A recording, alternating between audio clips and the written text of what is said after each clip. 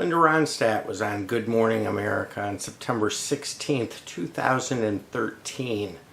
She was out promoting her memoirs, Simple Dreams, and after writing that book, she revealed to the world she had Parkinson's and was retiring from performing.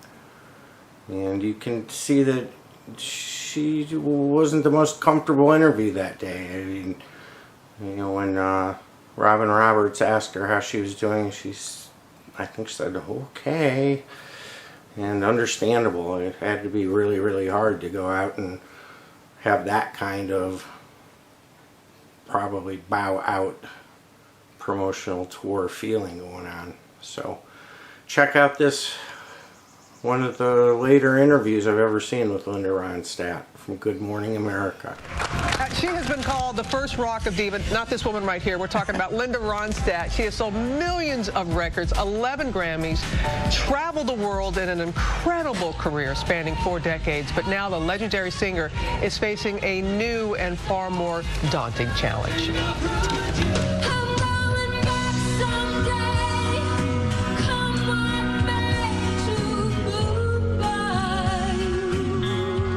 Decades, Linda Ronstadt was the woman who could fill arenas with that luminous voice, racking up hit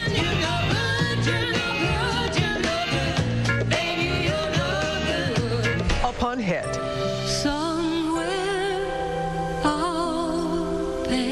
In all, Ronstadt, one of 4 children born and raised in Arizona, made some 30 albums, scoring 11 Grammy Awards and a slew of Tony and Golden Globe nominations in the process, and making her one of the most sought-after artists with whom to record duets. In 2009, Ronstadt retired from performing, and this past summer she announced she has Parkinson's disease. The condition means she's unable to do what she's always loved. Now, says a 67-year-old, singing is a thing of the past.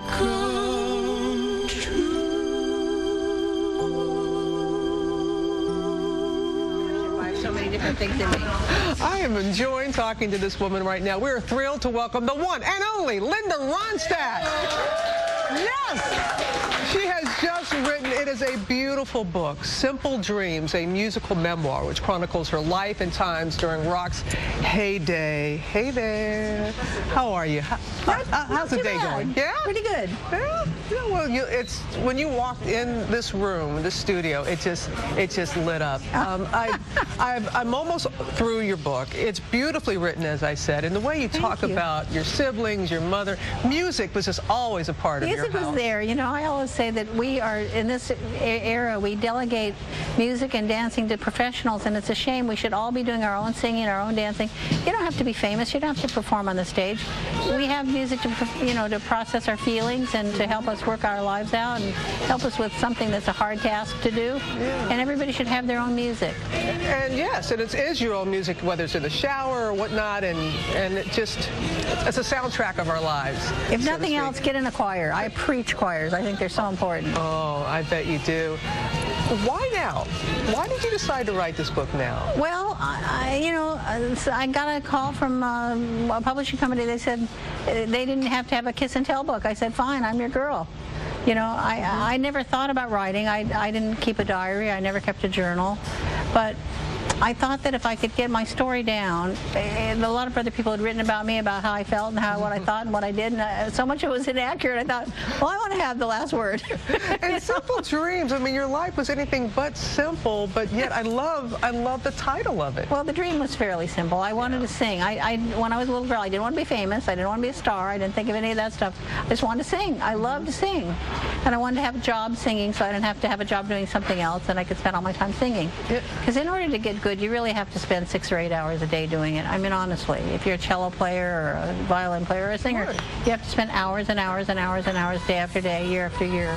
No, it took me about 10 years to learn to sing, even after I was a professional. What do you mean it took you 10 years to sing? It took me 10 years till I felt like I really had some control of my instrument, and I could, deliberately do what I wanted to do.